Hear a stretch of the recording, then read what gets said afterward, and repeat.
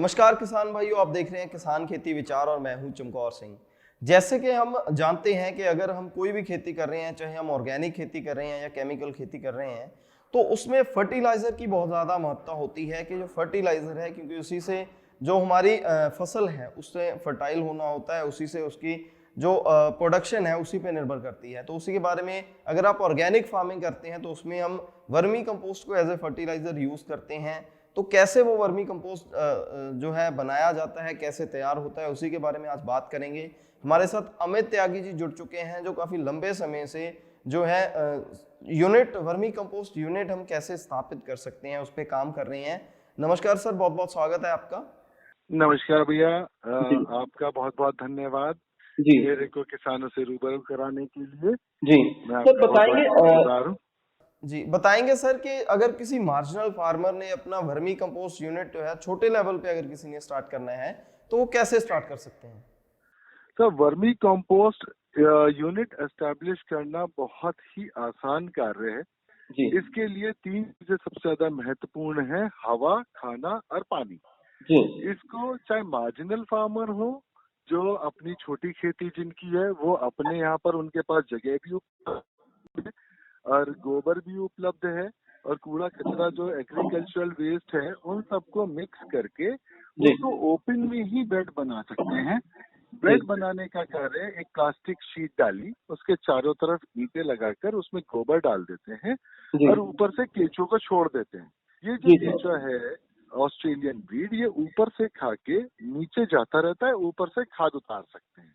जी तो जो हमारे मार्जिनल फार्मर है वो जी अपने यहाँ पर अगर वर्मी कंपोस्ट के बेड लगा लेते हैं तो एक बेड से, अगर 30 फीट का बेड है तो अमूमन एक बेड में से 600 किलो खाद तैयार हो जाती है 2 महीने में, जिसमें 1500 किलो गोबर डलता है। 1 एकड़ में लगभग 1200 से 1500 किलो खाद डलती है। उसके अलावा किसी भी तरह का यूरिया, डीएपी कुछ भी डालने की जरूरत नहीं है।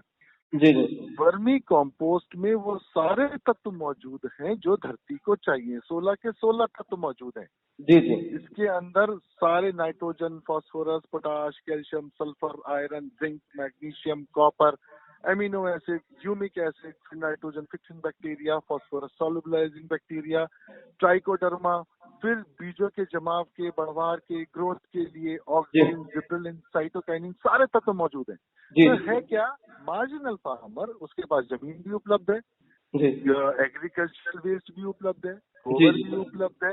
जी इन सारी चीजों को इकट्ठा करके, और वो खुले में, कोई शेड की जरूरत नहीं है, किसी जी चीज की जरूरत नहीं है, पेड़ के नीचे या अपने घर के आंगन में या छत के ऊपर कहीं पर भी इसका वो बना सकता है बेड। जी जी कोई लंबी चौड़ा खर्चा नहीं है, बहुत कम लागत में अपने घर पे अपनी खाद तैयार कर सकते जी, तो सर दूसरा सवाल मेरा ये रहेगा, आपसे रोकना चाहूंगा यहाँ मैं आपको, कि अगर किसी ने कमर्शियल लेवल पे अपना जो वर्मी कंपोस्ट यूनिट स्थापित करना है, बड़े लेवल पे अगर बड़े स्तर पे किसी ने करना है, तो वो कैसे स्टार्ट कर सकता है और कहाँ से वो केंचुआ कहाँ से खरीद सकता है इसके लिए। जिसको अगर कमर्शियल लेवल पे यूनिट स्टार्ट करनी है जी तो उसको सबसे पहले ये देखना पड़ेगा कि जिस जगह वो करना चाहता है वहां पर बिजली की, पानी की और गोबर की उपलब्धता हो। जी जिसको कमर्शियल लेवल पे करना है वो 100% अगर गोबर का इस्तेमाल करता है तो उसकी प्रोडक्शन फास्ट आती है। जी जी कमर्शियल लेवल पे स्टार्ट करने के लिए, उसके लिए हमारे यहाँ भी अपना प्रोसीजर है कि हम ट्रेनिंग भी प्रोवाइड करते हैं, पूरा एस्टेब्लिशमेंट भी कराते हैं। जी जी लेकिन कमर्शियल एस्टेब्लिशमेंट के लिए जगह, बिजली, जी पानी, गोबर की अवेलेबिलिटी और इसके साथ में जो छोटी छोटी चीजें हैं वो हमको चाहिए।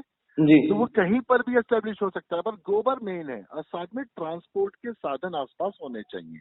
जी जी, और सर जो केंचुआ जो फार्मर ने लेके आना है, वो क्या आप खुद से प्रोवाइड करवाते हैं जब आप कोई यूनिट स्थापित करवाते हैं, या फार्मर को खुद आप गाइड करते हैं कि यहाँ से वो ले सकते हैं। हमारे यहाँ प्रोसीजर है, हम पिछले 25 साल से वर्मी कंपोस्ट, और हमारे यहाँ पर ये प्रोसीजर, पहले हम 2 दिन की अपने यहाँ पर ट्रेनिंग देते हैं।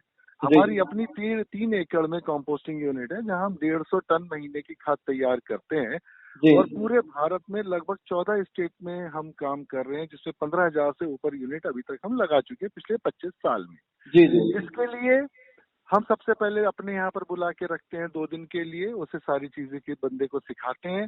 उसके बाद यूनिट एस्टेब्लिश कराते हैं जिसमें हमारा ही बंदा जाके पूरा एस्टेब्लिशमेंट कराएगा, सारी चीज सिखाएगा और उसकी प्रोडक्शन से लेकर मार्केटिंग तक की सारी चीजें सिखाते हैं। इवन अगर केचुआ मर गया, खप गया, उसकी भी जिम्मेदारी हम लेते हैं और एक साइकिल हमारे ही सुपरविजन में चलती है। तो यूनिट एस्टेब्लिश कराना, उसका मार्केट एस्टेब्लिश कराना, उसको सारी तैयारी करवानी, मतलब शुरू से लेकर और आखिर तक सारा काम हमारे ही सुपरविजन में होता है। केचुआ मर गया, खप गया, हमारा जिंदा बंदे का। इसका रीजन है, अगर कोई यूनिट एस्टेब्लिश कराई है या कोई बंदा करना चाहता है जो कमर्शियल लेवल पे कर रहा है, अगर थोड़ी सी भी गलती हो गई, अगर केचुए को कुछ हो गया तो उसका सारा पैसा डूब जाता है। और इसके साथ में क्वालिटी कैसे मेंटेन करनी है, कैसे पैकेजिंग करनी है, बंदे को नहीं पता होता। ऐसी परिस्थिति में उसको पूरी गाइडलाइंस देते हैं से एफडीओ या फिर इंटरनेशनल स्पेसिफिकेशन के हिसाब से आप अपने खाद की क्वालिटी मेंटेन करेंगे, जहाँ पर ये बिकेगी। जो इसके 6 प्रोसेस हैं बेड बनाने से लेकर और पैकेजिंग तक, वो सारे के सारा हमारे ही सुपरविजन में होगा।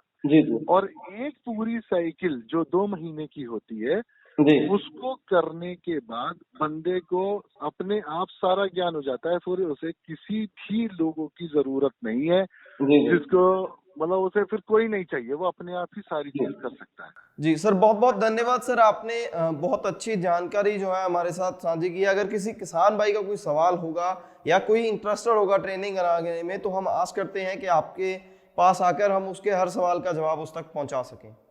बिल्कुल सर, मैं आपका बहुत बहुत शुक्रगुजार हूँ। बल्कि अगर जो लोग वर्मी कंपोस्टिंग कर भी रहे हैं और उनको कोई समस्या आ रही है किसी भी तरह की, उनके खाद में, केचुए में, किसी भी तरह की कोई भी समस्या आ रही हो, तो कभी भी किसी भी समय वो पूछ सकते हैं, अपनी समस्या का समाधान कर। जी जी, धन्यवाद सर, बहुत बहुत धन्यवाद। Thank you sir, thank you so much. सभी किसान भाइयों को बहुत बहुत धन्यवाद। धन्यवाद। दोबारा फिर मिलते हैं नए एक्सपर्ट के साथ, नए मुद्दे के तहत। तब तक के लिए धन्यवाद।